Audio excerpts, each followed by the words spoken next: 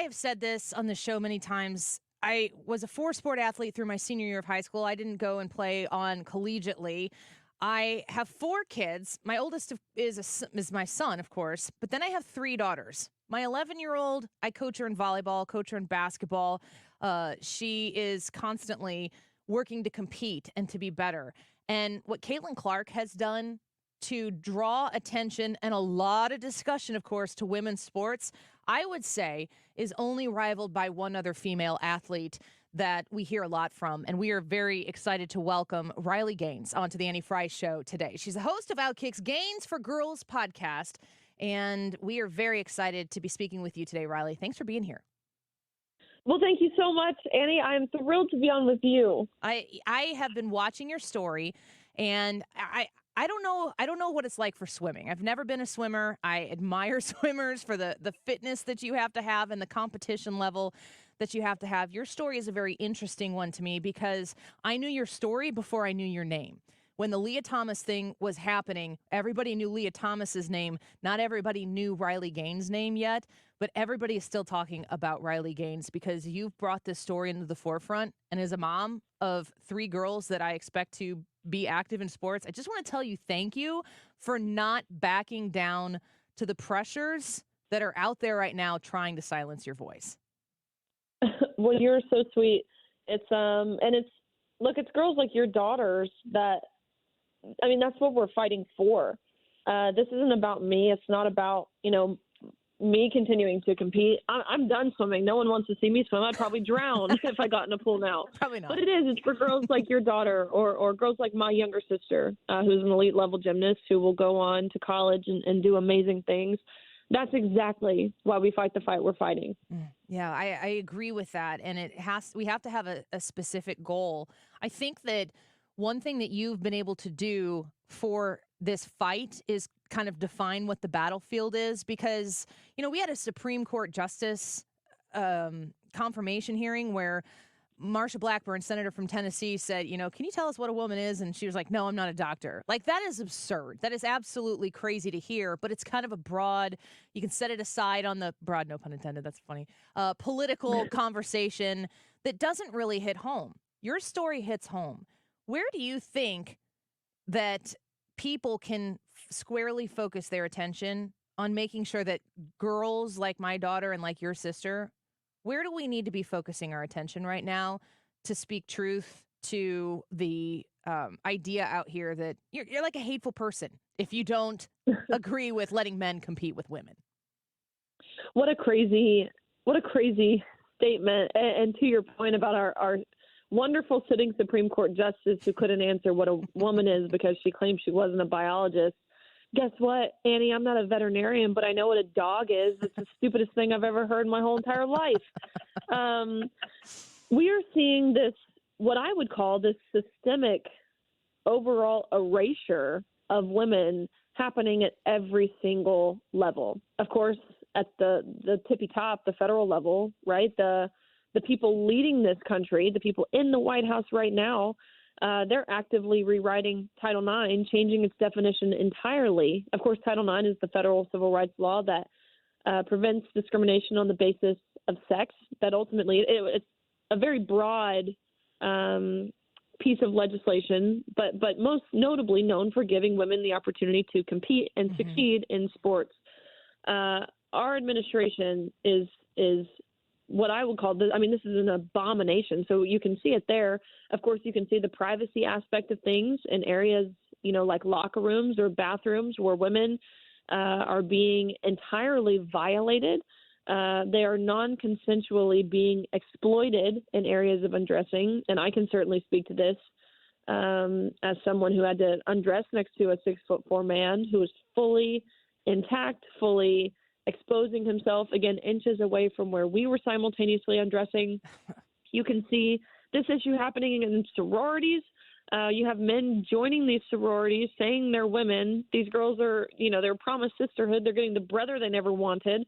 Of course, in prisons, you can see this, even this attack on our language, right? Yeah. We talked about the Supreme Court justice, but even just yesterday, Governor Katie Hobbs of Arizona, which, of course, it's a woman. Women have proven time and time again to be our own worst enemy.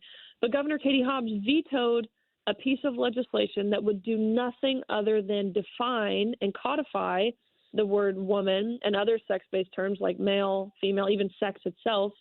It would define those terms in state statute. And Governor Katie Hobbs was actually the third female governor to veto this legislation. Yeah, it's a head scratcher. I wonder when you were getting in the pool next to Leah Thomas is beating you, although you actually competed with her. It's always funny to listen to you explain how non-successful he was when he competed with men versus how you almost outswam him and what you tied him the one time where you were supposed to be on the podium. I think you talk about this on the Joe Rogan podcast. I watched that one and listened to you as you explained like you got one trophy and you guys have a tie. Like, how often do you tie in swimming? It seems like it's not something that would happen very frequently.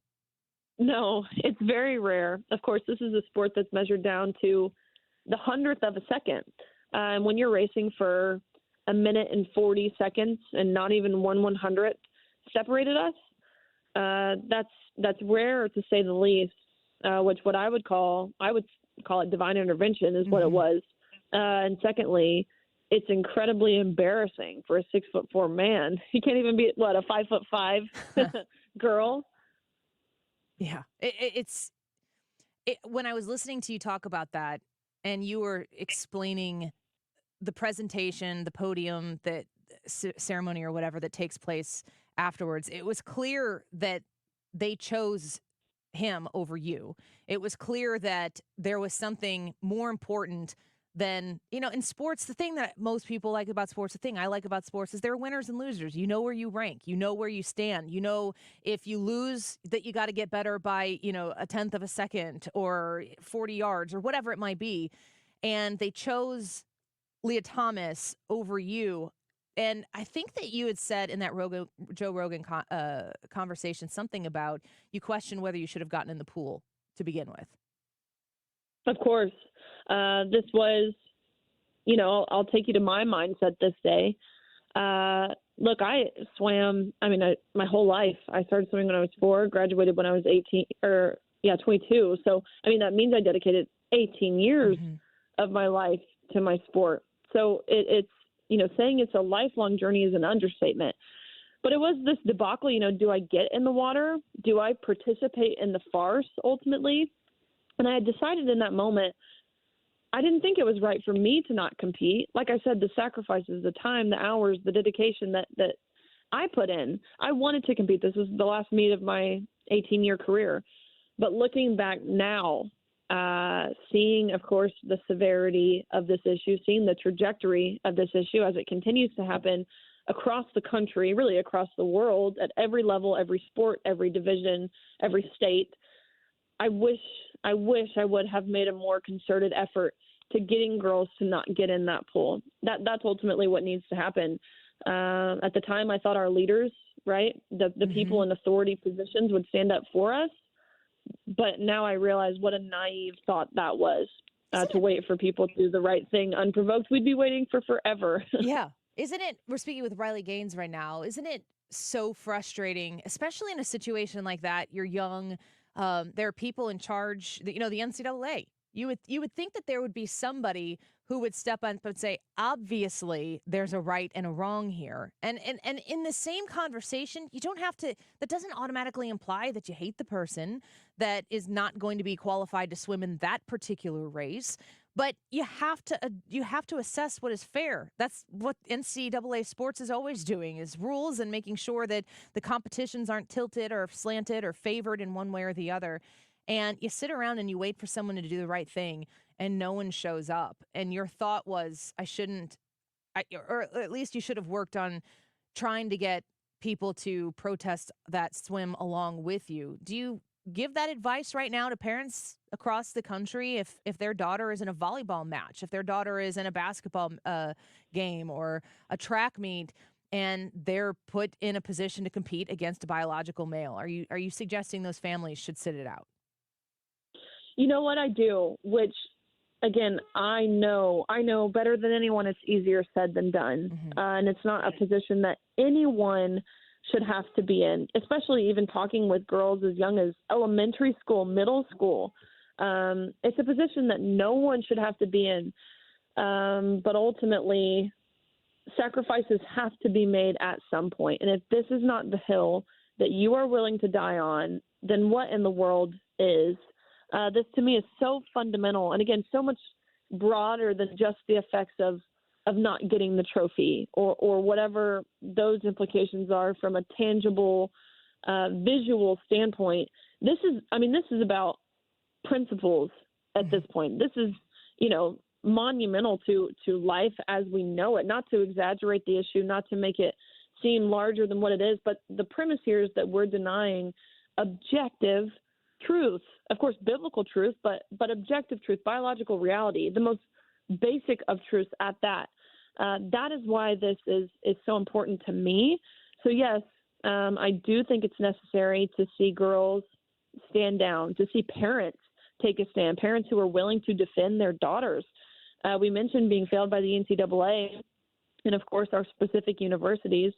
But I believe even parents of these athletes who continue to be impacted, especially young girls, they're failing their daughters as well. Yeah.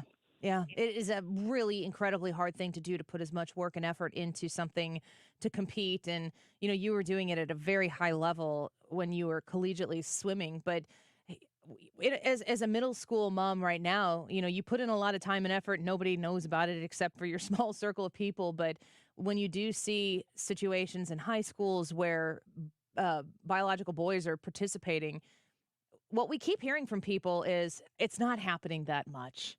And it's like, I need to know, how many times does it need to happen before we care about it? And why would we sit silently while we are seeing it happen across the country and let it expand to a position where, now it is affecting so many different people? Your message of not suffering the foolishness surrounding this issue, I think, is an important one. It's an incredibly hard one, but I think your words on it are very necessary for people to hear. I want to ask you one last question, Riley, before we let you go. And I want to remind people that you have a podcast with Outkick, Gains for Girls. Please, folks, go check it out and subscribe and listen to more of what Riley's doing, because you're a pioneer here in a weird way, making women be notified for being, or known for being, women. Do you have people who come up to you and quietly speak their support for you?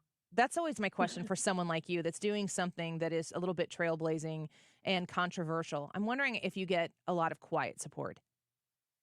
Every single day, every single day, which, of course, I'm always honored to have supportive people. I have people who come up and say, look, I'm a mom, I have daughters. Thank you for doing what you're doing. I can't do anything because, I work a corporate job, but you keep going. Or I'll have athletes come up or message me privately, some athletes who we all know, very renowned, famous, professional athletes, who say, yeah, you keep going.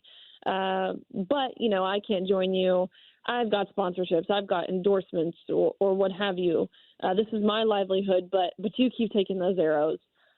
And I just want to shake them. Again, I understand the position they're in. I understand the risk and the threats because honestly, they're real. They really are. But this would be over so quickly if we could unite, lock arms, and stand together. Take away the red versus blue of it all. If we could just stand together, this would be over almost immediately. But people are terrified. Mm-hmm. Yeah, it's never going to change if people aren't willing to take those risks. And the way to take those risks is to weigh what we're sacrificing by not speaking up. And Riley, you, like I said, you're leading the charge in this. And I'm sad that people had to so nationally learn your name through the deal that you've had to go through. But I am very grateful that you weren't willing to shut up or to go along with it, because the going along with it has gotten us so far down the slippery slope. And watching you try to fight back against it is very inspiring. Riley, thanks for being with us today. It's a real pleasure to speak with you. Well, thank you. And be sure to tell your daughters I say hi. Oh my gosh. They will just love that. They know who you are, and I will make sure that they've heard that. Riley, thank you so much. We'll talk to you again maybe sometime soon. You got it. Thank you. You're welcome. Bye-bye. She is the host of Outkick's Gains for Girls, and she's got a book as well, Swimming Against the Current. It's coming out next month.